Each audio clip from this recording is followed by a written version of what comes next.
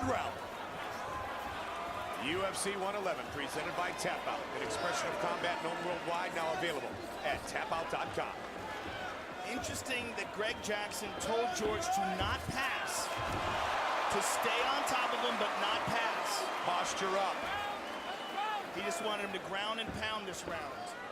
Really interesting how they do that, how he has a very specific strategy for each individual round.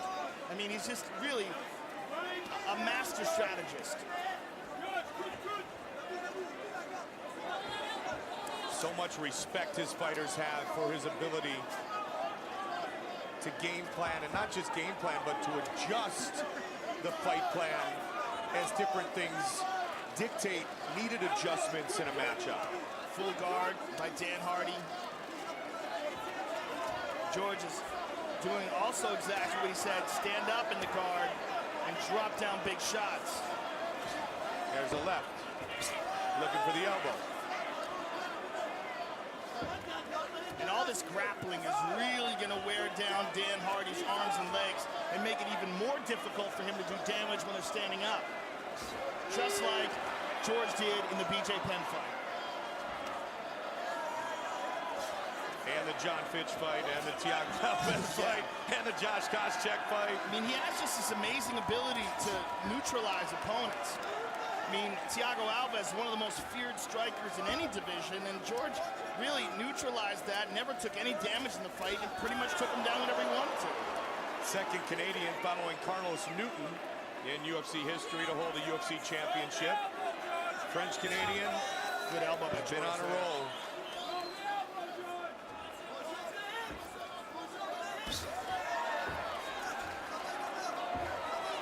We saw Fitch earlier tonight.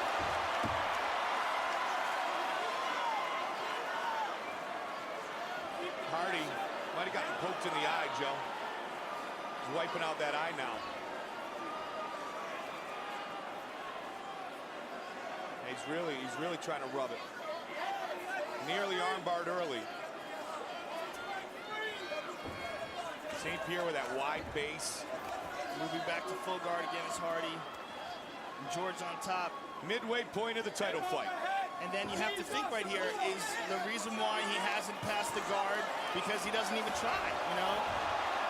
And now he passed just because Hardy tried to throw up a triangle. Moves into side control. Just like that.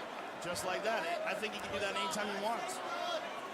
I mean, I think the reason why he didn't earlier is because Greg Jackson told him not to. So all those great assets, and he listens to his coach. Hardy trying to throw up a triangle from the bottom, but no, very, very hard to do. Kimura, George is looking for that left arm of Dan Hardy. See him controlling that wrist, trying to be sneaky about it, snuck that arm underneath. That's it, he's got it. He's going to turn it into an armbar, Mike. He's going to spin around. He's going to keep the weight on it. Hardy has to explode out of this. He's got to keep doing that. Explode and turn. St. Pierre looking to set it up. There he goes. He's out. Good submission defense by Dan Hardy. Now on the other side. Kimura on the other side. Maybe Americana. 125.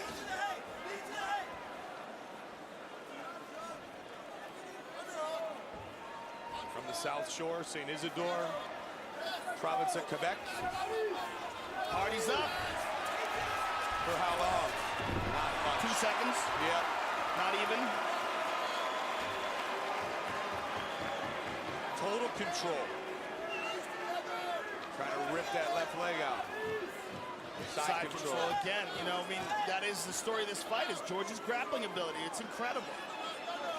First Brit to fight for a UFC title, Dan Hardy. 4-0 in the UFC. And you see Dan Hardy with his mouth open, taking some big, deep breaths. St. Pierre, 13-2 inside the octagon. And it is so much more exhausting to be in the bottom position here. Both men are grappling, but George has gravity on his side. He has his weight pressing down on Dan. He's got his back again. 25 seconds. And Dan's got to try to shake him off the top again. He's high. He's going to shake him up. He's going to shake him up. And Dan has to explode the moment there's a little tiny gap. Because George is not going to get this here. He's going to fall off of him. And Dan's got to pop out and just get out of there quick. He's going to turn into a leg lock. And he's using the sweep him. Beautiful. Just complete domination by George St. Pierre. We're going to head head to the championship rounds. He does have the best takedowns in the sport today, undoubtedly. It really does. I mean, it's the ability to just, I mean, anytime he wants, take the fight to the ground. It's a huge, huge advantage. Look at this, over and over again. There's never even been an inkling, just a slight hint that Dan Hardy can stop this. They're instantaneous. I mean, there's no struggle, there's no hopping around for a few minutes. It's down. Okay, so now, George, you're passing a little bit. I don't want you passing at all until it's about 30 seconds, and you'll hear us calling, okay? Take him down. Do not pass. Stay in the guard and do your damage. Understand? He's on the floor when you climb the pound, George. You're on the balls of your feet and bang. Come on, Dan. Again, He's doesn't running out want of him to ideas. pass. You're beating Very him on the floor. interesting. Especially watch that hook. He's trying to suck you in. Fourth round, and again, watch the hook. He's trying to land it. Yeah. Now, if you're Dan really Hardy, you got confused about that strategy, especially considering the fact that he's completely dominating him on the ground. I don't know why he would not want him to pass. And Joe, if you're Dan Hardy, clock's the ticket. Swing. Clock's the ticket. You Start gotta swinging, baby. swing. Yeah, Look at that. unbelievable. Yeah, man, I mean, come on. And give all the credit to GSP because he does it to everybody.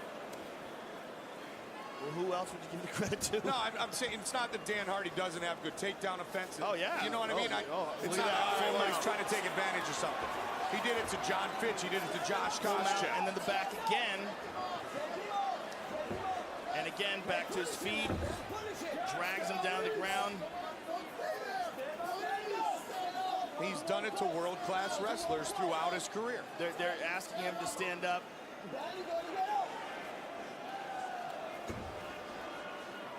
And Hardy a little tentative in like trying to grab for techniques. He recognizes that George is a superior grappler. And when you have any hesitation like that, you know, you got to believe that you can submit the guy. And I don't think he believes he can. He's going to try to go for a leg here. Hardy could roll into this knee bar here, Mike. See how he's got that leg, that one leg? And he's on top. Not for long, for a second. And because of George's posture, Dan Hardy is unable to utilize any of the rubber guard skills. Looking for the ground and pound. Jackson saying don't pass, posture up as he's doing right here, and do some damage. George has packed on about 10 pounds of lean muscle in the last 8 months. Walking around at about 195. He did walk around at 185.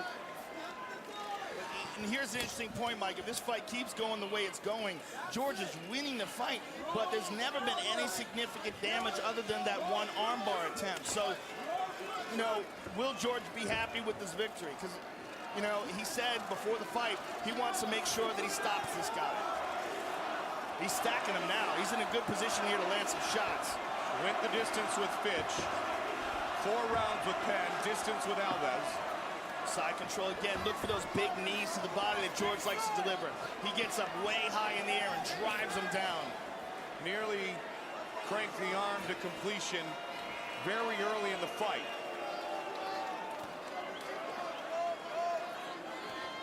You know, it is going to be so hard for anyone in this division to stop this. To stop this guy from taking you down, to stop his grappling.